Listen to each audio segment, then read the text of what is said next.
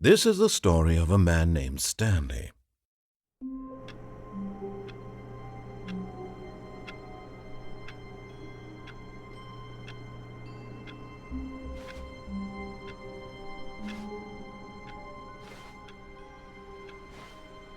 All of his co-workers were gone.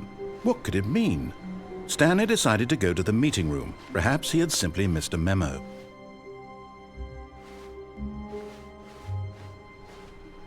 Stanley picked up the bucket.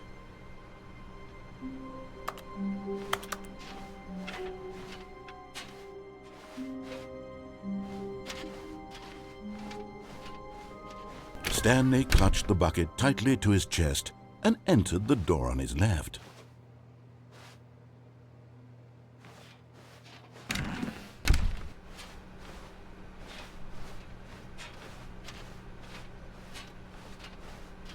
Still no one was here. Stanley needed the bucket's warmth and comfort now more than ever. Perhaps his boss's office was where he'd find answers.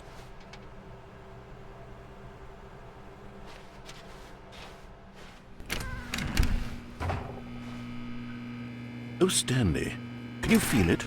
The broom closet. It wants the bucket. You can feel that, can't you? The aura of jealousy. It's as clear as day. This broom closet believes it deserves the bucket. I can really feel it now. It's a bucket. It belongs in a broom closet. That's what the broom closet is trying to say here. It's supposed to go with the other cleaning supplies. Good for you, Stanley. Don't give in. Don't hand over the bucket. I know how hard it must be, given the pressure that the broom closet is putting on your shoulders right now, but you have to be strong. This is your bucket. This is your companion and lifelong friend. You can't hand it over. Oh, no. We're getting into name-calling now, it seems. Is this how low the broom closet has sunk, that it has to resort to this stream of petty insults simply in order to get you to hand over the bucket? Stanley, I never liked this broom closet for a variety of reasons, but even this is worse than I had imagined. And wait, now the broom closet has the gall to imply that you and the bucket are not truly deep and lasting friends? That your relationship is purely superficial and convenient? That your life is so banal and meaningless that you'd feel the same sort of kinship towards any inanimate object which happened to lay in your path in an even partially enticing manner? Well, I never. Go on, Stanley. Lay into it. Really tell the broom closet off for its demeaning comments. Expand on the wide variety of experiences you and the bucket have shared together. Go through each of them point by point. Share your journal entries detailing the rich emotional landscape of your feelings for the bucket as they have changed and evolved over the years. Let him have it.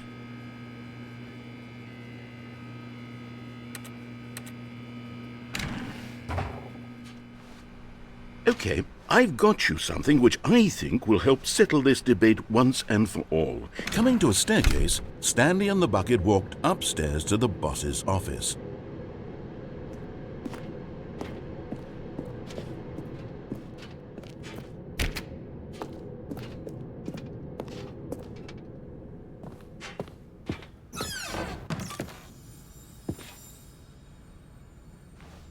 You found one of them. One of the miniature Stanley figurines. Remember, no reward for collecting all of these, only the intrinsic pleasure of a job well done. You can't buy that sort of happiness, Stanley. God knows I've tried. So, I implore you to savor each and every moment you come across one of these beautiful figurines.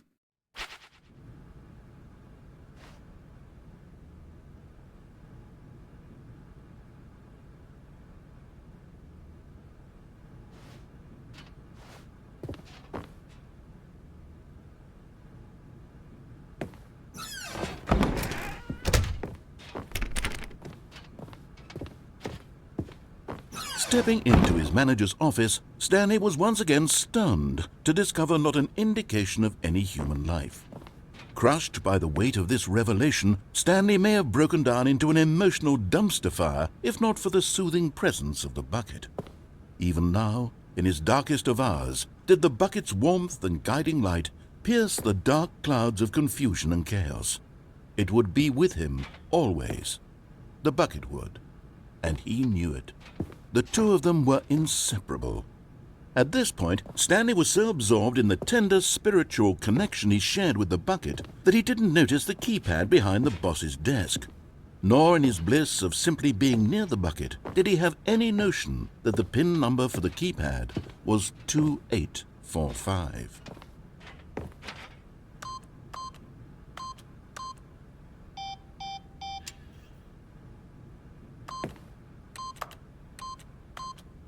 Stanley just sat around twiddling his thumbs. Trying to input anything on the device was useless, since he could never possibly know that the combination was 2845.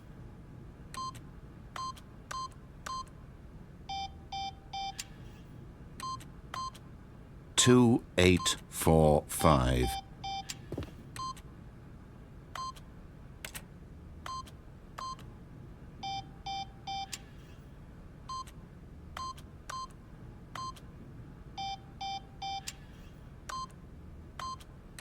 Forgot, but it turns out that the panel's emergency override kicked in, and the door just opened all by itself, and Stanley got the hell along with the story. Well, whoop-de-doo.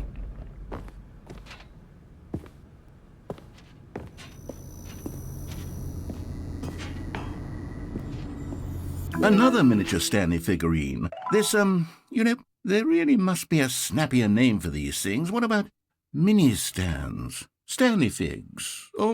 What about Stanlerines? Yes, I think I like that. Another Stanlerine under your belt.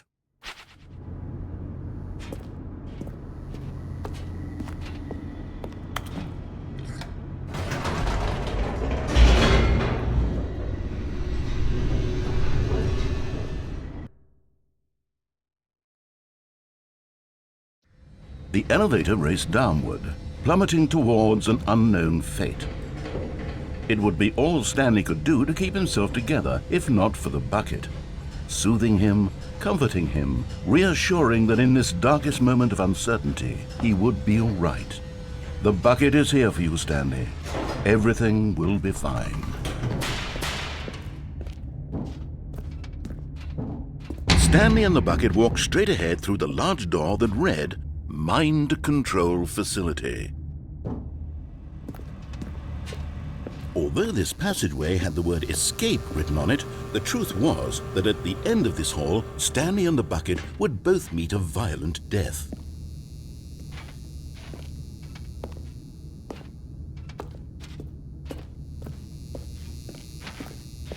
The door behind them was not shut. Stanley and the bucket still had every opportunity to turn around and get back on track. At this point, Stanley and the bucket were knowingly walking forward into a very painful death for each of them.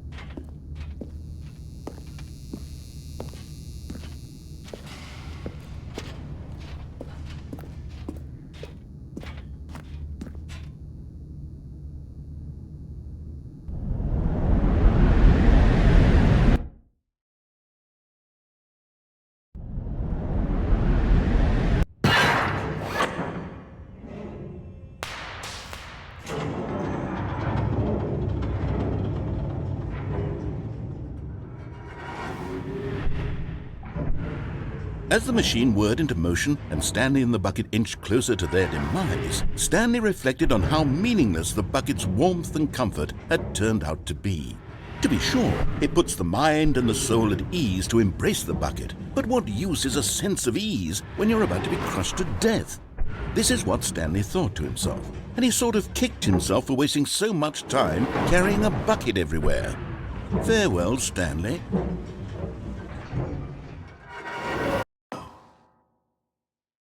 "Farewell, Stanley," cried the narrator, as Stanley and the bucket were led helplessly into the enormous metal jaws.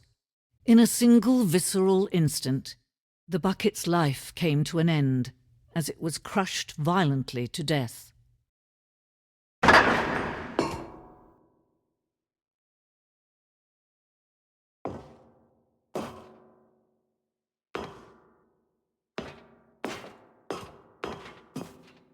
It was a shame, the death of such a magnificent bucket. It's true that all buckets are radiant in their own way, but this one stood above the rest. It was a glorious bucket to behold.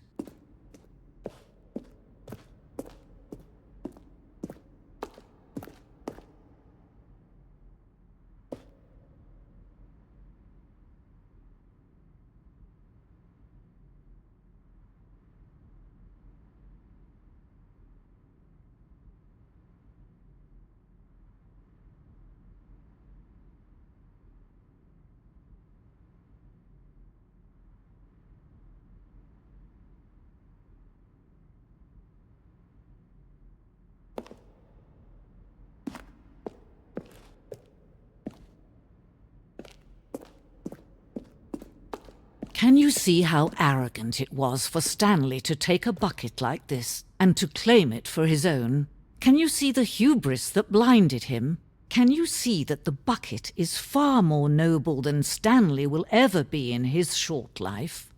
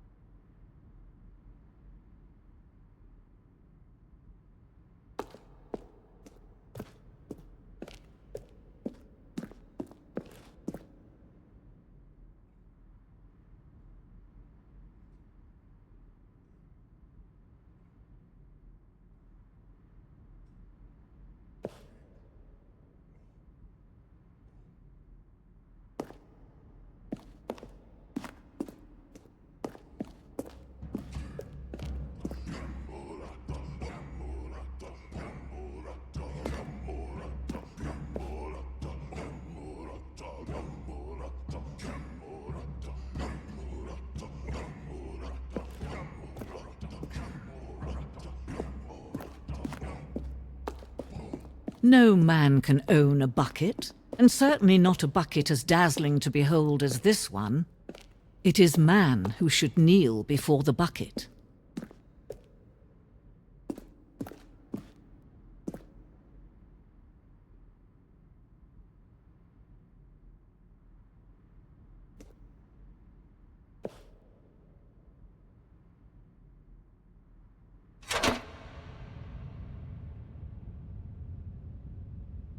But there is something we can do. Something we can do together, you and I, that will right this terrible wrong.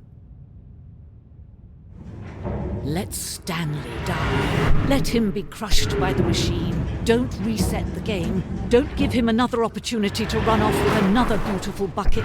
We can save the world's buckets from their treatment as tools and implements if only we let Stanley die together. The bucket shall take its place as ruler, as leader, as commander of a new world, a new vision.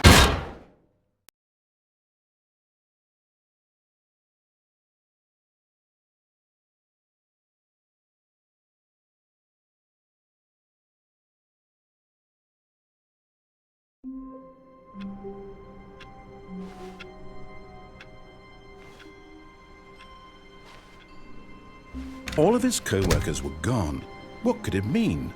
Stanley decided to go to the meeting room. Perhaps he had simply missed a memo.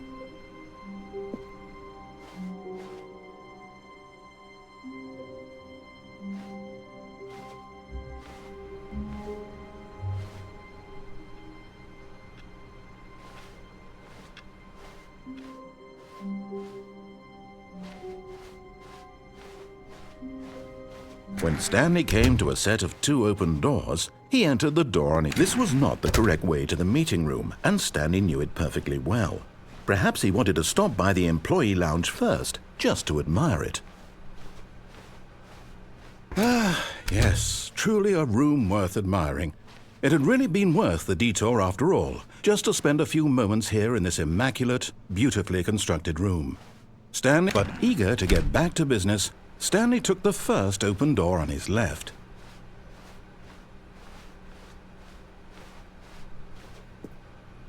Stanley was so bad at following directions, it's incredible he wasn't fired years ago.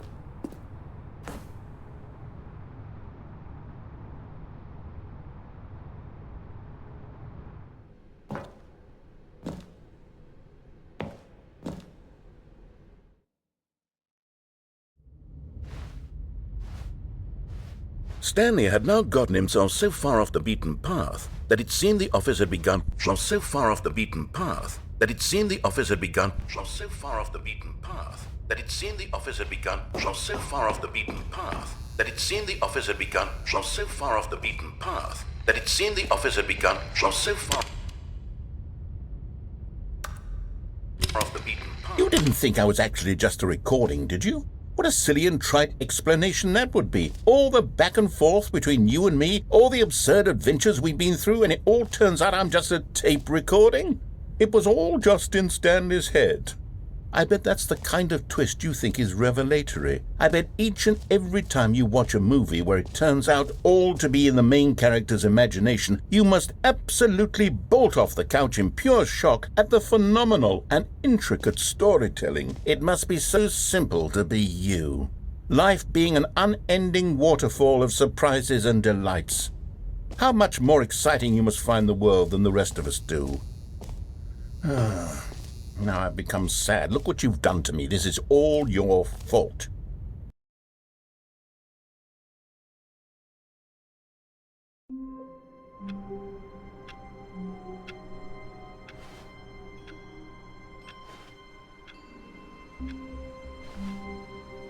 All of his co-workers were gone.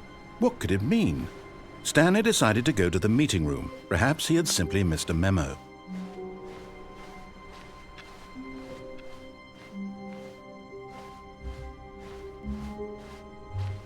When Stanley came to a set of 2 open doors, this was not the correct way to the meeting room, and Stanley knew it perfectly well. Perhaps he wanted to stop by the employee lounge first, just to admire it. Wow, yes, this room. What a beautiful room. What a gorgeous, gorgeous room. Thank goodness Stanley had taken this detour on his way to the meeting room. Life without but eager to get back to business, Stanley took the first open door on his left. Stanley was so bad at following directions, it's incredible he wasn't fired years ago.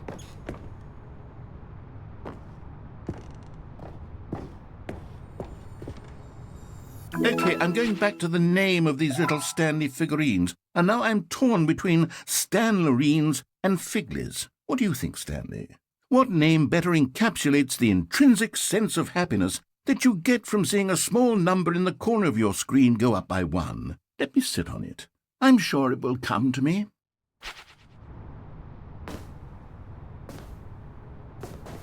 But in his eagerness to prove that he is in control of the story and no one gets to tell him what to do, Stanley leapt from the platform and plunged to his death. Good job, Stanley. Everyone thinks you are very powerful.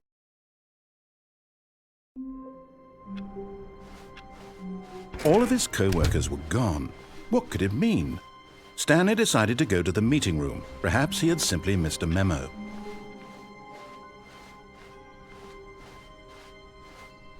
When Stanley came to a set of 2 open doors, this was not the correct way to the meeting room, and Stanley knew it perfectly well.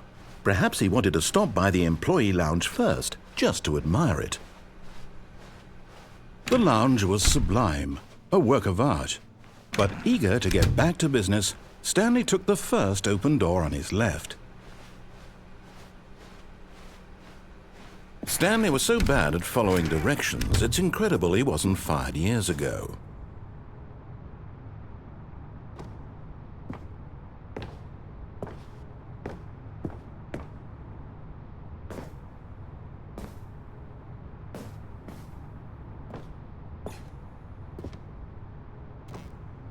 But in his eagerness to prove that he is in control of the story and no one gets to tell him what to do, Stanley leapt from the platform and plunged to his death. Good job, Stanley. Everyone thinks you are very powerful.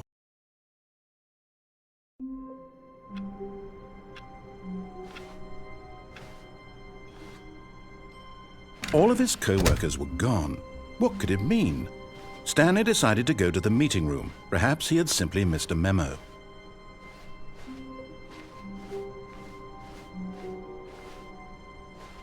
When Stanley came to a set of 2 open doors, he entered the door on his left.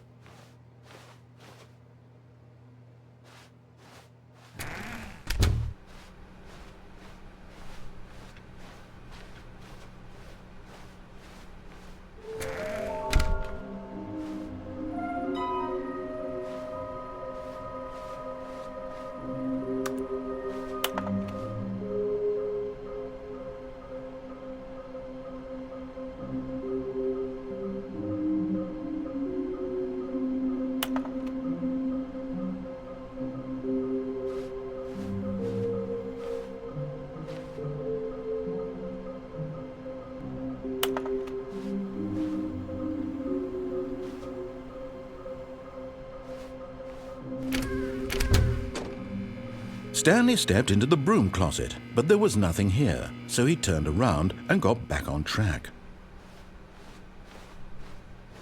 Coming to a staircase, Stanley walked upstairs to his boss's office. But Stanley just couldn't do it. He considered the possibility of facing his boss, admitting he had left his post during work hours. He might be fired for that. And in such a competitive economy, why had he taken that risk? All because he believed everyone had vanished? His boss would think he was crazy. And then something occurred to Stanley. Maybe, he thought to himself, maybe I am crazy. All of my co-workers blinking mysteriously out of existence in a single moment for no reason at all? None of it made any logical sense. And as Stanley pondered this, he began to make other strange observations. For example, why couldn't he see his feet when he looked down? Why did doors close automatically behind him wherever he went? And for that matter, these rooms were starting to look pretty familiar. Were they simply repeating? No, Stanley said to himself, this is all too strange. This can't be real. And at last, he came to the conclusion that had been on the tip of his tongue. He just hadn't found the words for it. "I'm dreaming!" he yelled. "This is all a dream." Oh, what a relief Stanley felt to have finally found an answer, an explanation. His co-workers weren't actually gone. He wasn't going to lose his job. He wasn't crazy after all. And he thought to himself, I suppose I'll wake up soon. I'll have to go back to my boring real-life job pushing buttons. I may as well enjoy this while I'm still lucid. So he imagined himself flying and began to gently float above the ground. Then he imagined himself soaring through space on a magical starfield, and it too appeared. It was so much fun, and Stanley marveled that he had still not woken up. How was he remaining so lucid? And then perhaps the strangest question of them all entered Stanley's head. One he was amazed he hadn't asked himself sooner. Why is there a voice in my head dictating everything that I'm doing and thinking? Now the voice was describing itself being considered by Stanley, who found it particularly strange. I'm dreaming about a voice describing me, thinking about how it's describing my thoughts, he thought. And while he thought it all very odd and wondered if this voice spoke to all people in their dreams, the truth was that, of course, this was not a dream. How could it be? Was Stanley simply deceiving himself, believing that if he's asleep, he doesn't have to take responsibility for himself? Stanley is as awake right now as he's ever been in his life. Now, hearing the voice speak these words was quite a shock to Stanley. After all, he knew for certain, beyond a doubt, that this was in fact a dream. Did the voice not see him float and make the magical stars just a moment ago? How else would the voice explain all that? This voice was a part of himself too. Surely, if he could just... He would prove it. He would prove that he was in control, that this was a dream. So he closed his eyes gently, and he invited himself to wake up. He felt the cool weight of the blanket on his skin, the press of the mattress on his back, the fresh air of a world outside this one. Let me wake up, he thought to himself. I'm through with this dream. I wish it to be over. Let me go back to my job. Let me continue pushing the buttons.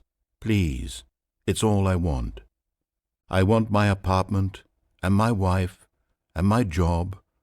All I want is my life exactly the way it's always been. My life is normal. I am normal. Everything will be fine. I am okay.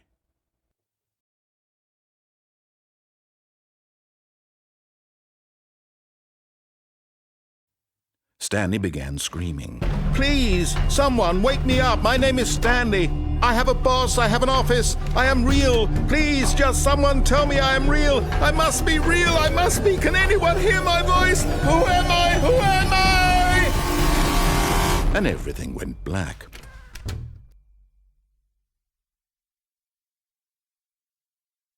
This is the story of a woman named Mariella. Mariella woke up on a day like any other. She arose, got dressed, gathered her belongings, and walked to her place of work. But on this particular day, her walk was interrupted by the body of a man who had stumbled through town talking and screaming to himself, and then collapsed dead on the sidewalk. And although she would soon turn to go call for an ambulance, for just a few brief moments she considered the strange man. He was obviously crazy, this much she knew. Everyone knows what crazy people look like. And in that moment, she thought to herself how lucky she was to be normal. I am sane. I am in control of my mind. I know what is real and what isn't. It was comforting to think this, and in a certain way, seeing this man made her feel better. But then she remembered the meeting she had scheduled for that day, the very important people whose impressions of her would affect her career, and by extension, the rest of her life. She had no time for this, so it was only a moment that she stood there, staring down at the body. And then she turned and ran.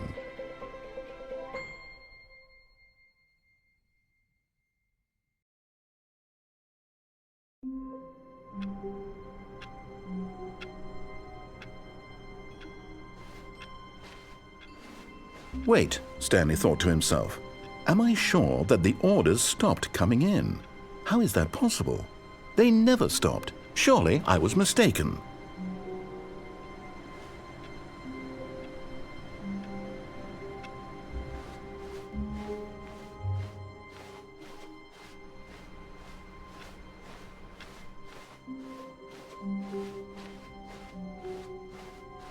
When Stanley came to a set of 2 open doors, he entered the door on his left.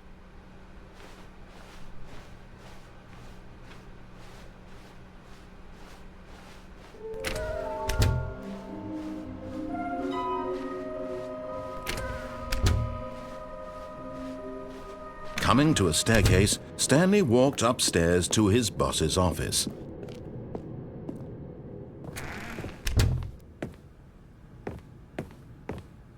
Stepping into his manager's office, Stanley was once again stunned to discover not an indication of any human life. Shocked, unraveled, Stanley wondered in disbelief. Stanley was in such a rush to get through the story as quickly as possible, he didn't even have a single minute to just let the narrator talk. That kind of anxiety isn't healthy, so he relaxed for a few moments with some calming New Age music.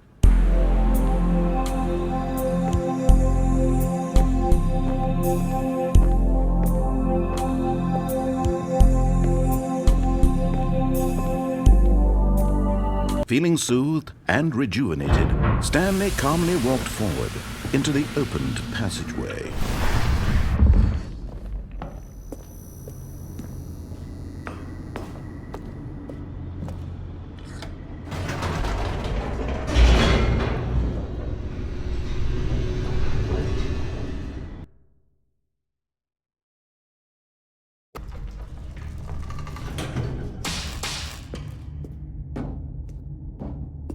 Stanley walked straight ahead through the large door that read Mind Control Facility.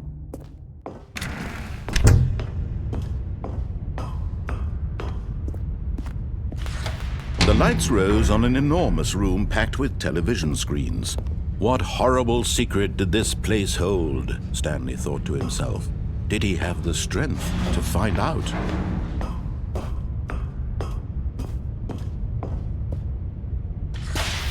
Now the monitors jumped to life, their true nature revealed. Each bore the number of an employee in the building, Stanley's co-workers.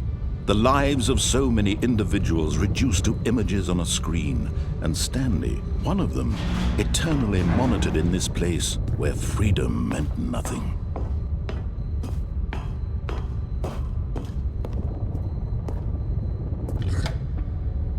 This mind control facility, it was too horrible to believe. It couldn't be true. Had Stanley really been under someone's control all this time? Was this the only reason he was happy with his boring job? That his emotions had been manipulated to accept it blindly? No, he refused to believe it. He couldn't accept it. His own life in someone else's control? Never! It was unthinkable. Wasn't it? Was it even possible? Had he truly spent his entire life utterly blind to the world?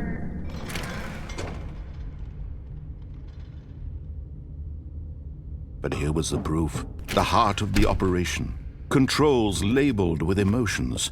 Happy, or sad, or content. Walking, eating, working. All of it monitored and commanded from this very place.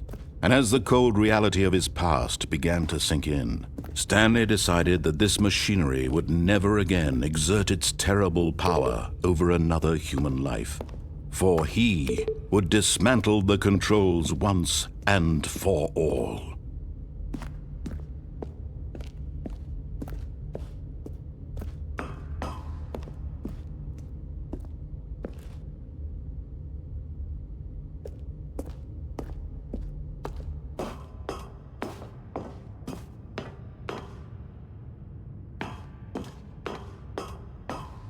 And when at last he found the source of the room's power, he knew it was his duty, his obligation, to put an end to this horrible place and to everything it stood for.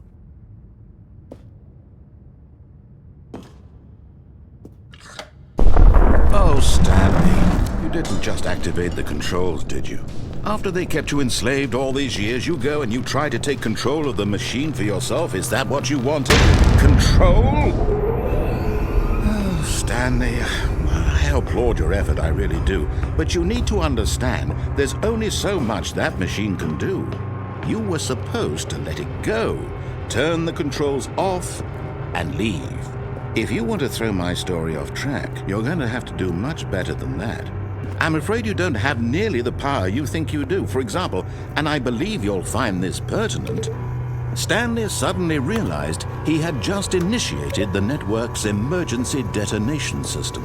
In the event that this machine is activated without proper DNA identification, nuclear detonators are said to explode, eliminating the entire complex.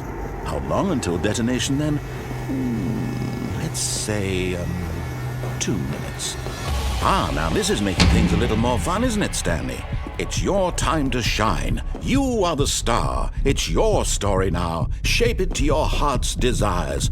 Oh, this is much better than what I had in mind. What a shame we have so little time left to enjoy it.